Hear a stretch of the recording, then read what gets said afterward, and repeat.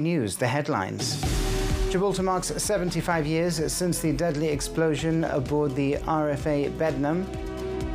A local man is sentenced to over 2 years in prison for attempted robbery and carrying a knife. Former judge and coroner Felix Picerello dies at the age of 95. We hear from the new chairperson of Cancer Relief Gibraltar, Fabian Vinette. And former GBC sports reporter John Shepherd completes the London Marathon.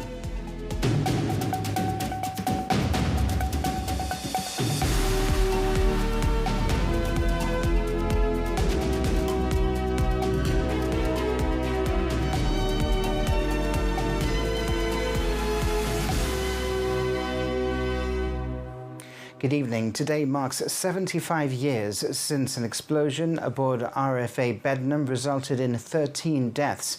The merchant Navy vessel, which was loaded with tons of ammunition, was docked at Gun Wharf when a fire broke out on board, ultimately leading to the fatal explosion.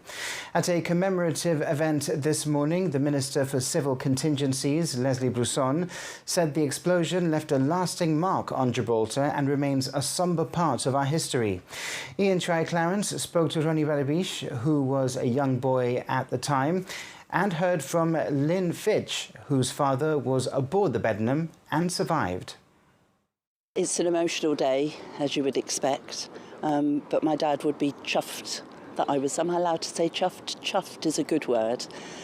He would be chuffed that we were here. We made the effort. My dad never came back to Gibraltar. I don't think he could quite do it. Lots of memories for him, I'm sure. But as a child, we probably didn't ask that much of him, really, about the explosion. All we knew, he was on the Bednam when it blew up.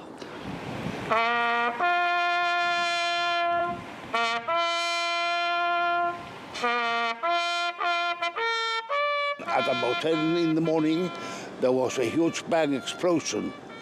And the room trembled. And at the time, the Korean War was in full swing. So the boys started shouting, the Korean War, and started fooling about. But then 2 minutes later, there was a teacher, Miss Figueras, whose classroom was next to mine. She came in looking very distressed and with dust in her hair. Around a kilometre away, docked at Gun Wharf, RFA Bednam had exploded. The merchant Navy vessel, which had provided support at the Normandy landings 7 years prior, was carrying 500 tons of ammunition when it caught fire and blew up violently, killing 13, injuring hundreds more, and causing extensive damage across town. It's the deadliest single incident that has taken place here in more than 130 years. It's no surprise that witnesses to the destruction still vividly recall that day. I remember that a piece of the ship fell in front of the entrance to the St. Mary's, the Crown Cathedral. And it was said that a piece of the ship has also been blown over the rock and landed in the Catalan Bay area. Perhaps the worst affected was Grand Stores, as it was then the War Department Grand Stores. I believe the roof was blown off and it was eventually demolished. And this is where John McIntosh Hall is now. On this day, we remember those who were affected, those who lost their lives, those who were injured, and the families and colleagues of those who forever changed. We also remember the courage and dedication of those who responded in the immediate aftermath. Let us take a moment to reflect not only on the tragedy itself, but on the strength, resilience, and unity that followed. This was a tragedy that affected everybody on the rock, a generation-defining moment for a generation that had already lived through so much. After the evacuation, it is the event that is in the minds of people, particularly of my generation. I mean, I was 11 3 days before the explosion. This is why I always remember the date. Mrs. Fitch's father was one of the lucky ones that day. He lived to tell the tale. He would leave the Navy in the years that followed and start a family, with his daughter proud to visit Gibraltar and honour his memory today. My dad's injuries, he had a burst eardrum, as you would expect from an explosive injury, and permanently lost his hearing on one side. We do remember as children that Dad was cared for a fair few weeks here, and he was immensely grateful, as we are, for the care that he was given while he was here, and obviously for the fire service of Gibraltar. Without them, you know, many more people could have been injured or died. My dad was a good dad. He loved his family. I've got 2 brothers. He loved us all, adored my mum, and yeah, he was a wonderful man, I have to say. Amongst the damage and casualties of the Bednam explosion was the loss of the stained glass windows of the Anglican Cathedral, which had been installed more than half a century earlier. In the last 4 years, work has been underway to repurpose fragments of the shattered originals, incorporating them into new designs for the cathedral today.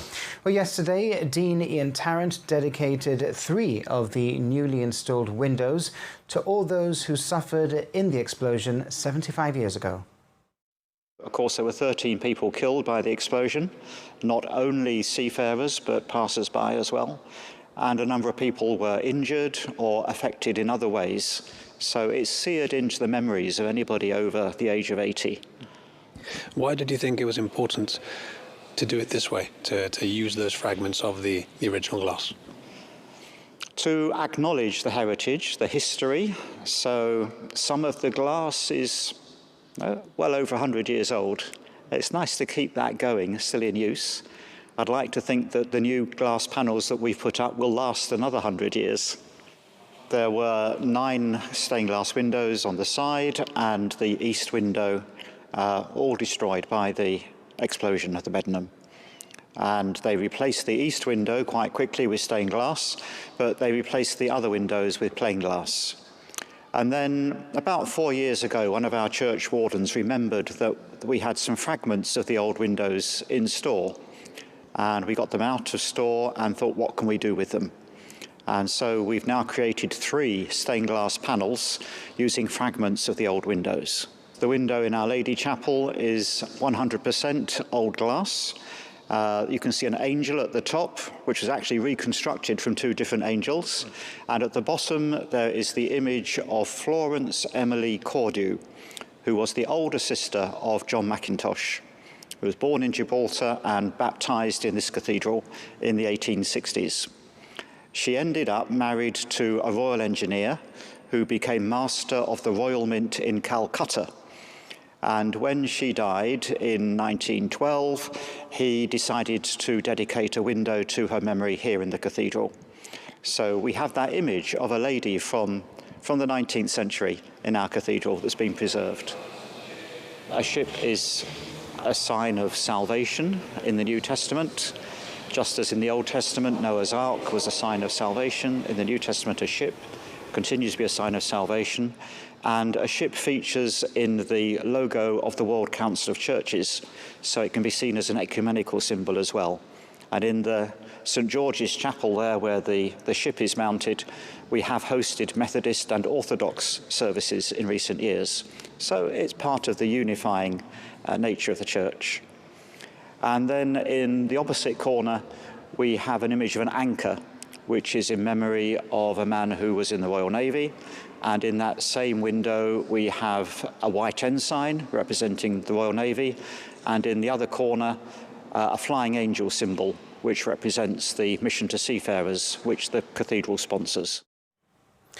Well, on to other news, and a 34-year-old man has been sentenced to 2 years and 3 months in prison for attempted robbery and carrying a knife in a public place. Edinburgh estate resident Adrian Wilkins was sentenced at the Supreme Court following an incident that took place in October last year. When handing down his judgment, puisne judge Liam Yates told the court that the offences were so serious that the only custodial sentence could be justified. Mr. Justice Yates sentenced the defendant to 3 years imprisonment for the attempted robbery charge and 12 months for carrying the offensive weapon. Due to his guilty plea, Wilkins was entitled to a 25% reduction. Both sentences will run concurrently. The private visa services company Visa HQ says a confidential circular was sent last week from Spain's National Police Immigration Unit to all border posts in respect of Gibraltar residents crossing into Spain. GBC reported on Friday that Spanish authorities were asking Gibraltar residents without a red ID card to submit to EES checks, which the government put down to a misunderstanding.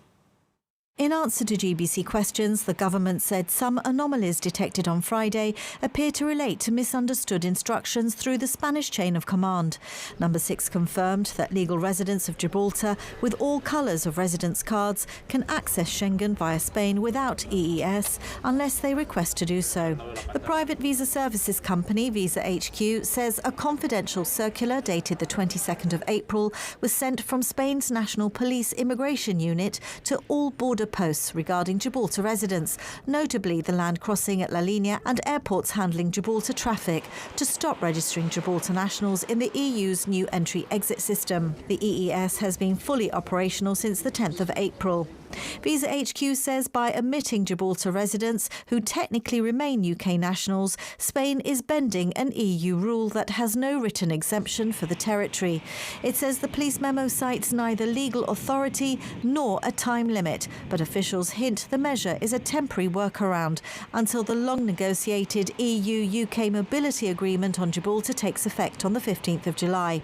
The website says its Spanish portal continually monitors policy shifts to assist travellers with documentation requirements for Spain and the wider Schengen area. Meanwhile, the government told GBC it was not aware of any EES problems at the frontier today and had had no reports to that effect. This after GBC received reports that some green ID card holders had been asked to pull aside and wait in their cars at the frontier.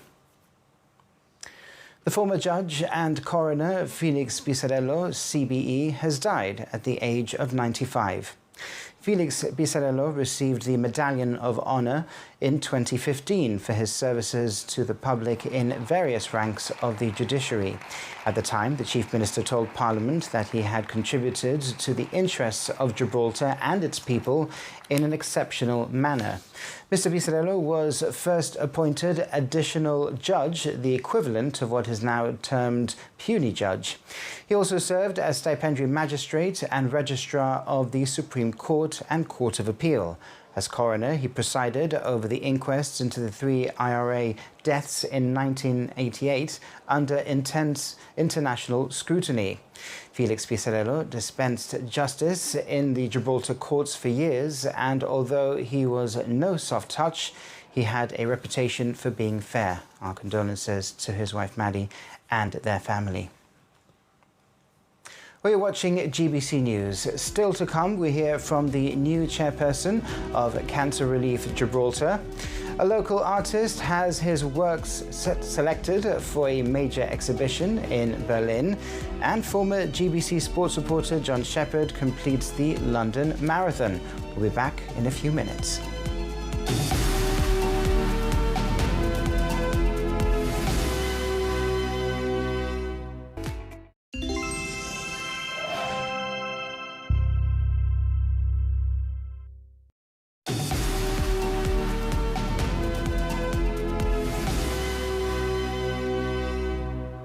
Welcome back. The new chairperson of Cancer Relief Gibraltar, Fabian Vinet, has taken the reins. Speaking on Gibraltar today, Vinet highlighted one of his aims to make sure the community knows about the huge range of facilities available for cancer patients, their families and carers. I first joined as a trustee in 2019, so 7 years ago, and then I was asked to become the deputy chair 4 years ago. So we have a board of trustees, very hardworking, very committed, but there's also a sort of subgroup within the trustee, the board, and we deal with sort of more pressing matters. So I've had, I think, ample experience working very closely with Melissa. Look, we're two different people with our idiosyncrasies and so on. But I have to say, we've been working extremely well together for 7 years, dealt with many different matters and challenges, and I genuinely can't remember one single disagreement that we've had over that time. So I think it's very much business as usual, and we'll just keep on going and building on the legacy that Melissa has built. Yeah. Yep, I found when we moved from the Lady Williams Centre, one of the sort of personal reflections that I had was that we were going through a monumental change, and one of the things that I thought was, no ego must be allowed to interfere with this work, and no ego has interfered with this work, because everybody from the board, from the people who the nurses, the admin staff, the fundraising, and the wonderful volunteers. Everybody is there for the service user, for the patients and their families.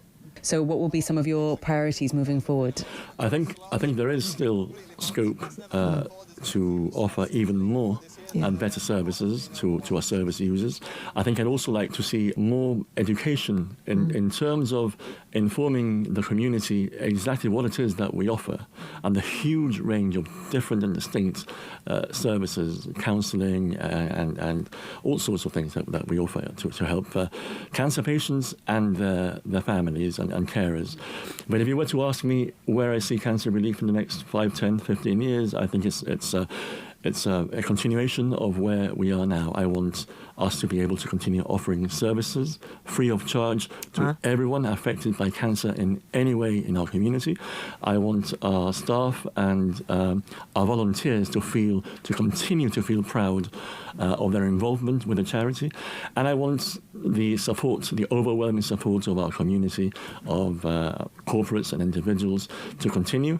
And I think it will continue, because I think people out there understand that Cancer Relief Gibraltar really does make a difference.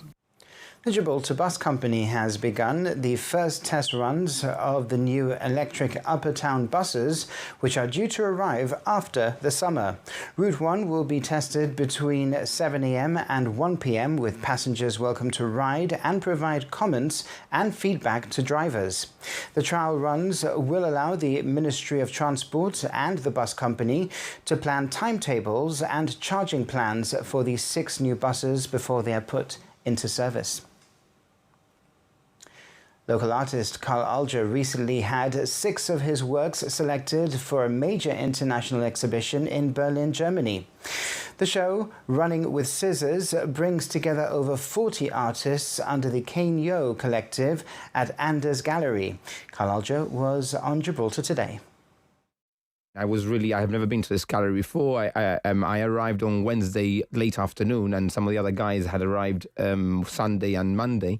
So they were showing and sharing videos of the place, and they were saying, because obviously we knew online what the gallery looked like, but when you're there in person, you realize how massive and how elaborate the actual location was as well. It was in prime location. It was off Potsdamer Platz, literally 5 minutes walk from there, and it was next to the river, so it was absolutely beautiful. I was sharing that on my social media, and there were a lot of people commenting about how beautiful the location was. What I was worried about was, because it was so big, were the artworks going to get lost a little bit on walls, and it didn't happen. I think we had over 300 artworks, 44 artists to be exact, 39 from the collective and 5 from Berlin, and that were invited to exhibit, and it was just packed. Literally, the closing time for the opening day was 10 o'clock at night, and we were still standing there at 11:15 with people coming in. There were different waves. It was it wasn't like normally locally we have an opening night and the first hour and a half is packed, and then it obviously fizzles out. It dwindles. But this one was literally people going in and out all the way till 11, an extra hour. It sounds like it's been very inspiring for you, meeting these other artists, but also seeing their work. So has this inspired future work? What's next for you now? 100%. Without giving too much away, there's a project that is something happening maybe in October, and I'm doing. I've been very much influenced by some work that I've seen here that I'm going to tackle as well.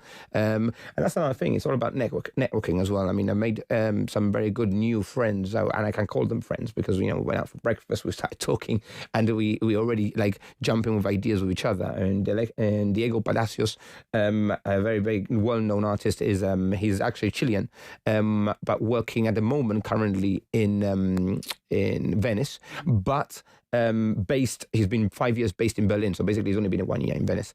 And this guy is also another big player, and he's an artist that also has influenced me with certain decision making that could be happening in the next couple of months. Former GBC sports reporter John Shepherd completed the London Marathon yesterday to raise awareness and funds for the Stroke Association. A stroke survivor himself, he was pushed in a wheelchair by Christian Navas and completed the marathon in 5 hours, 44 minutes and 16 seconds.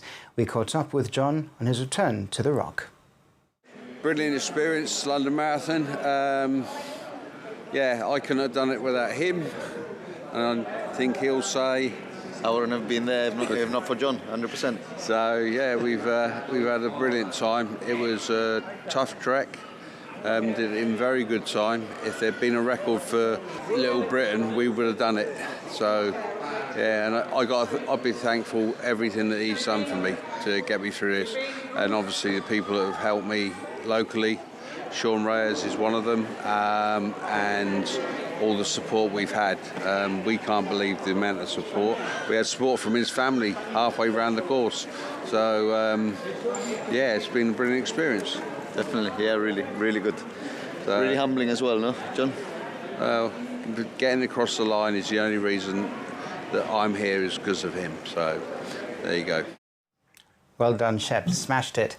Over to sport now, with plenty of action happening on the Rock and away from it. In futsal, Europa and Lynx will dispute the playoff final. The football season comes to a dramatic end, and Special Olympics Gibraltar return from the Small Nations Boccia tournament in Liechtenstein with medals.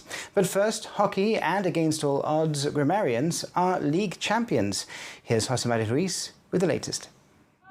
After 3 draws and a defeat in the best-of-5 campaign against Eagles, Grammarians needed to win by at least 3 goals in normal time to force a shootout. They went beyond that and secured a 4-0 victory. Eric Casiaro bagged himself a brace and the winning goal in the final minute of the match. Eagles went into the game needing just a draw, or even defeat by 2 goals would have been enough, but it wasn't to be. Grammarians are the new league champions. Wow, guys, what a final. Walk us through that. What an emotional match. Yeah, it was crazy. We knew from minute one there was an uphill battle, but look, we managed to get there 4-0 and it got us the league. Buzzing.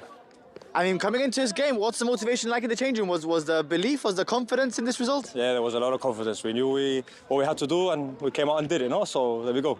A dramatic end to the football season pinned 3rd place Monscalpe against 4th place Europa FC. Velata needed to win to leapfrog Monscalpe, clinch 3rd and secure themselves a place in the first qualifying round of the UEFA Conference League. And that's exactly what they did. A convincing 4-1 win in the final match of the campaign sends Europa to Europe. Later that evening, league winners Lincoln Redims were presented with the shield. Redims claims their 30th league title with a game to spare. On to futsal, and Lynx FC and Europa FC will dispute the playoff final. The latter made it 2-2 in their best-of-3 semis against Popilec, whilst Lynx and Bavaria went the distance. After winning the first match, Lynx went on to lose the second, with the Pinks winning on penalties, forcing a 3rd game the following day. Lynx would secure a 5-1 victory there to book themselves a place in the final against Europa.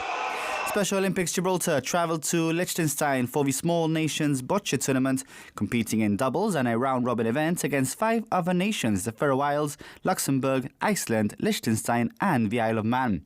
It was a medal-filled weekend for the squad. Marvin and Dorian Zamit got Gibraltar off the mark, beating Malta 5-4 to claim bronze in the top division. Julian de las Heras and Frederick Barker then topped Division D, winning the final 9-2 to take gold. Francis Avellano and Miguel Rubio claimed silver in their division. But the story of the tournament, though, belongs to Dominic Hemy, paired with a Luxembourg athlete in the top division. Two players with no shared language finding a way to work together. They finished with the silver medal. As the organisers put it, it summed up what Special Olympics is all about. Well, that's all from the GBC News team for now. Don't forget, you can always catch up on our website and social media pages for the very latest. We leave you with the sounds of the Rivali held this morning at the memorial marking the 75 years since the Bednam explosion. Have a good evening.